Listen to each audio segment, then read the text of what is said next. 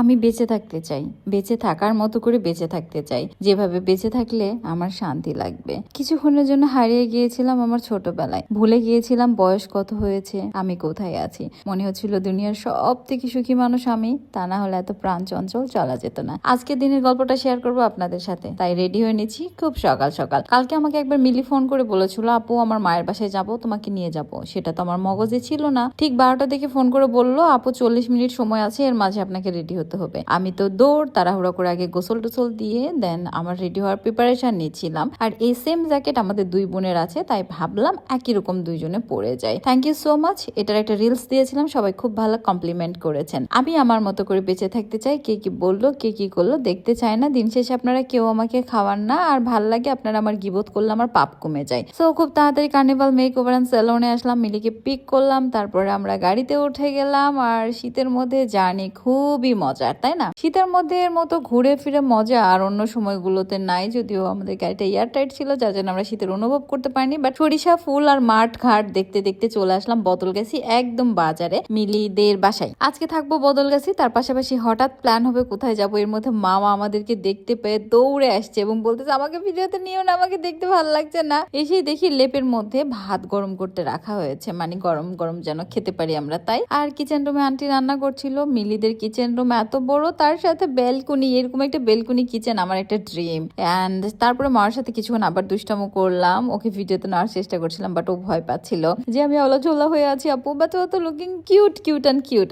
বাসাটা খুব সুন্দর করে আজকে ও গোছাইছে, তার সাথে ওর অনেকগুলো ক্রেস দেখলাম, আর সুন্দর করে বাসায় গুছাইছে। দুই বোন আসবে বলে বাচ্চারা সবাই টিভি দেখছিল। এর মধ্যে লাঞ্চ টাইম হয়ে গেছে। মিলি বলছে, আপু আসছি লেট করে, আগে খেয়ে নিব, তারপরে দুনিয়ার যা কাজ আছে তাই করব। আমরা দুজন আসবো বলে এমন ভাবে রান্নাবাড়ি হয়েছে, মনে হচ্ছে বাড়িতে জামাই আসলো, জামাই আদরে রান্নাবাড়ি করেছে। খাবারগুলো এত মজার ছিল। কেউ একজন আমাকে বলছিল যে, আন্নি তুমি কি খাবে যে? তো আমি বলছিলাম আলু ভর্তা হলে আমি খুব খুশি, ভর্তা ভাত আমার পছন্দ। যে দুইটা ভর্তা ভাত পাইছি। কুমলার পাতার ভর্তা, কুমলার বাগানের থেকে এবার কয়টা পাতালে আসা ভর্তা করে নি। রেসিপি বাই আমার আন্টি, আমার আন্টি। মন শান্তি করে খাওয়া দাওয়া শেষ করে দই মিষ্টির পালা শেষ করলাম। দই মিষ্টি ছাড়া খাবার অপূর্ণ। এর মধ্যে মাহের চলে আসলো আমাদের বাসায়, ও অনেক দুষ্টু বাট খুবই কিউট। খাবার খাইতে খাইতে আমরা প্ল্যান করলাম আমরা যাব ইটাগুনতে, মানে সেই বৌদ্ধ বিহার। এটা আমার কথা না, এটা মিলির কথা। যখন মা বলছিল আপু চলো আমরা পাহাড়পুর যাই, তখন বলছিল কেন ইট গুনবার যাবো তুই?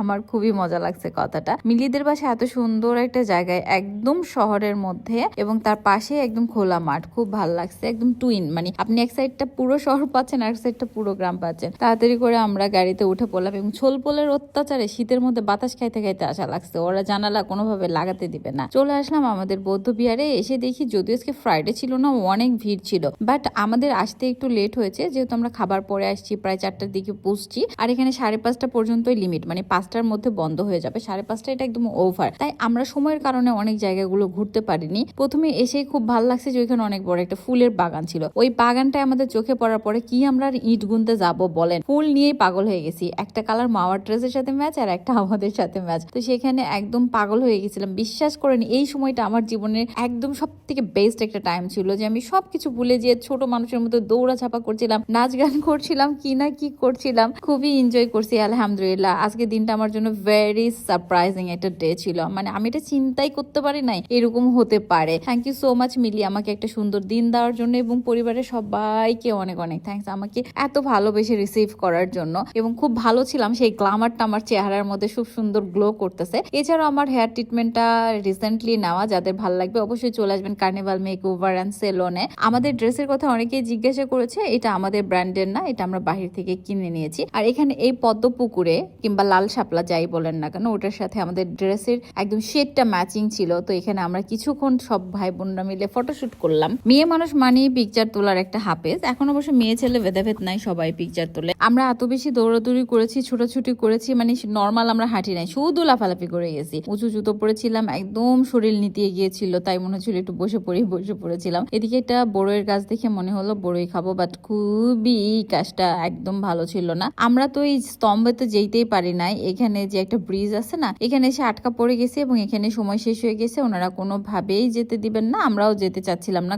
এই জায়গাতে মনে হয় কতবার আসছি, গুনতে গেলেও ভুল হবে, এত টাইম আমাদের আসা। তারপরে সবাই মিলে আস্তে ধীরে এখান থেকে বের হওয়ার চেষ্টা করছিলাম। আর তারপরে এখানকার সোমপুরের যে ঘটনা সেটা একটা পিকচারের মধ্যে দিয়ে বোঝানো হয়েছে, সেটা দেখলাম। বাইরে এসে তেঁতুল দেখে খুবই লোভ হলো, কারণ দুপুরবেলা একদম ভরপেট খাইছি, যদিও হাঁটাহাঁটি করছি, তারপরে মনে হচ্ছে যে খুব কষ্ট লাগছে, তাই একটু তেঁতুল নিয়ে খেয়ে নিলাম।